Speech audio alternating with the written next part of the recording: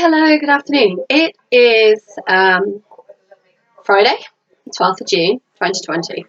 Now, although I did media studies at school, unfortunately, using modern technology and media isn't really one of my fortes.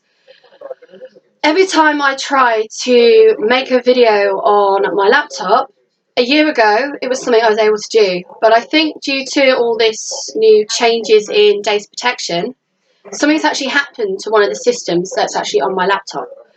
So the only way now that I can actually do videos is by doing small video clips and then trying to change them slightly in YouTube. I'm not on TikTok. I primarily only use YouTube or Facebook. I also have a Twitter account and Instagram. But again, with Instagram, it's something I've actually struggled with. I've not been able to do any online videos or live feeds through that yet. So everything tends to be on my phone. The same with all my photographs. Now, a lot of the photos I take now are with my mobile phone. And I have friends who are professional photographers and they're saying to me, your work's great, but the pixel size is rubbish. If you are genuinely wanting to take good quality photos, then you have got to get a better digital camera. But my argument's always been, why should I go out and buy some more technology in order to do something when at the moment I'm not doing it as a business, I'm doing it as a hobby and an interest. And if I can't guarantee that I'm going to be making £5 a month, why would I then go out and spend £1,000 on new equipment? Now, a lot of the groups that I use, a lot of the forums that I'm on, a lot of the platforms that I currently use are the same as most people could use. I use Twitter, I use Instagram, I use Facebook, I use eBay. I've tried to use Amazon, but I've struggled with that. So it's like, do I stick to one or do I try and use both? So in the past, when I was becoming homeless, somebody said to me, why don't you try and sell your stuff on Amazon or on eBay? You know, you've got a month before you're going to be kicked out. Again, I tried on Facebook, but that was before Marketplace came about. I also tried Gumtree. So, you know, I've tried a different mixture of different things, and it's something that I'm continuing. Just my little one in the background playing in the kitchen, if you can hear some ruckus.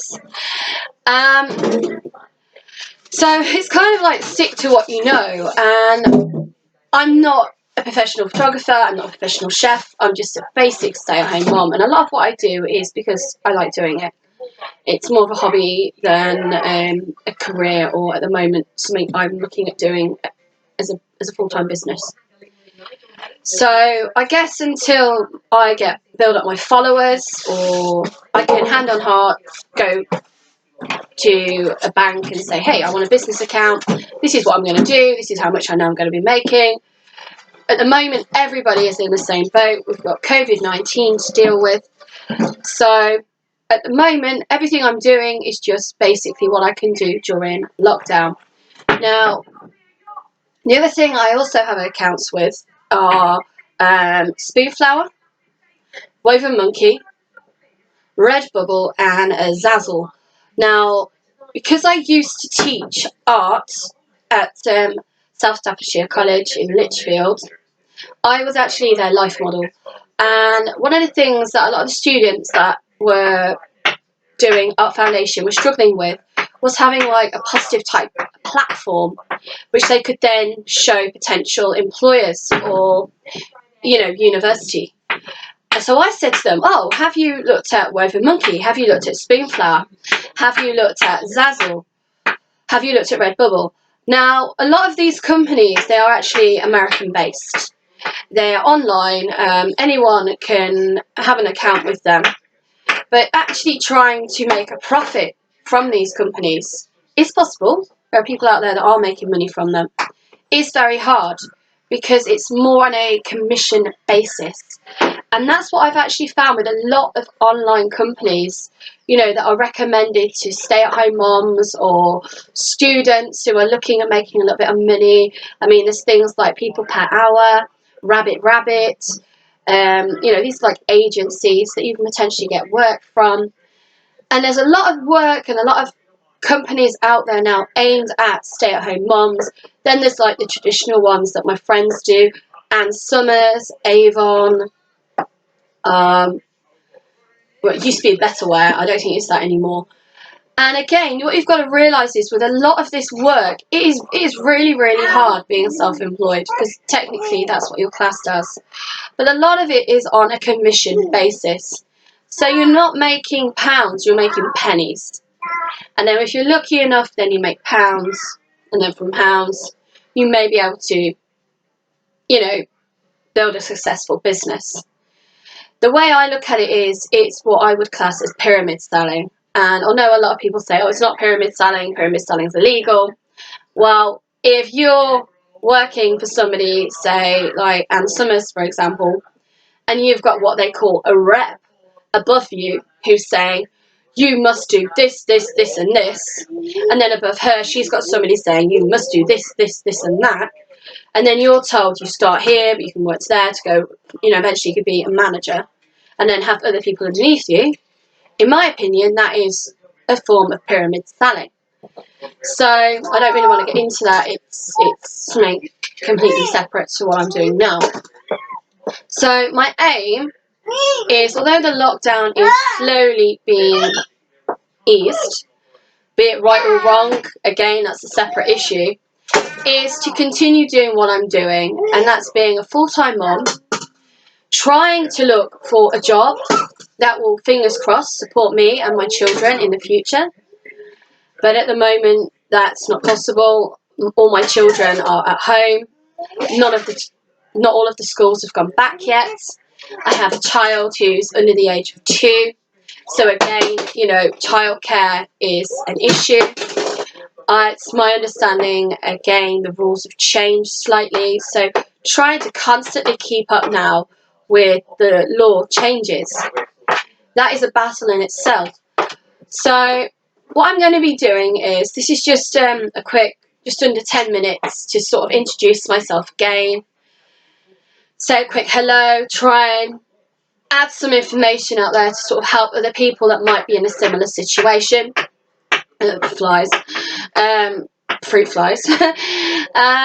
But at the same time, bearing in mind, you know, if you are looking at self-employment, which is something I am interested in doing and really feel is for me, how do you do it? Where do you go from there? What do you do? Now, myself, I'm in rented accommodation. So until I'm in a position where I can rent a business unit, yes, I'm kicking myself. If I had done this a year ago or 3 years ago, like I've been trying to do, my circumstances may be different. But unfortunately, my business plan wasn't what potential places like, I'm trying to think now, I don't know, Centennial Business Centre, which is around my Warwickshire County Council, were looking for. Because I couldn't show to them that I could potentially be earning at least £1,000 a month profit. So for that reason, again, you know, if they're saying to you, no, sorry, we can't take you, go back to the drawing board, rethink your business plan. And I've been doing this now for 3 years. Every time I think of something that I think I can do, something happens. Something unforeseen. And straight away it's no. And I've had to go back to the drawing board. And it has been tiring and it has been frustrating, because I do struggle. And again, you know, one of the things about being self-employed is that you have to be self-sufficient. You have to be a bit of a jack of all trades and a master of none.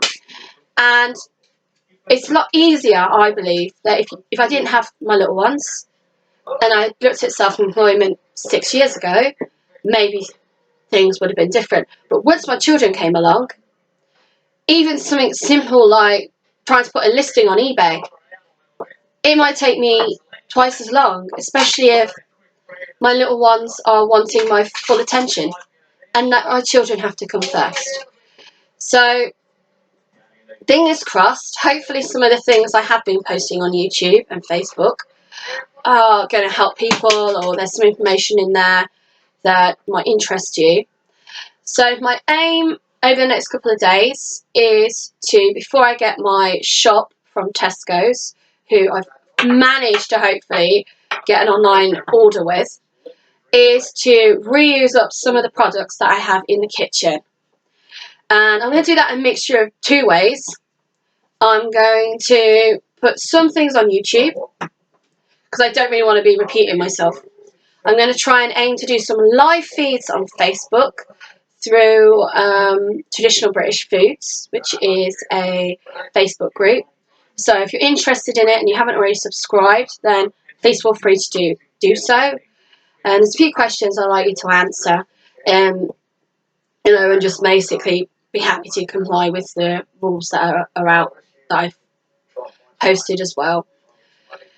So that is one of the things I'm looking at doing. I have in the past, if anyone was to ask, had a food hygiene certificate. I've had food hygiene certificates now for the past 10 years of my life.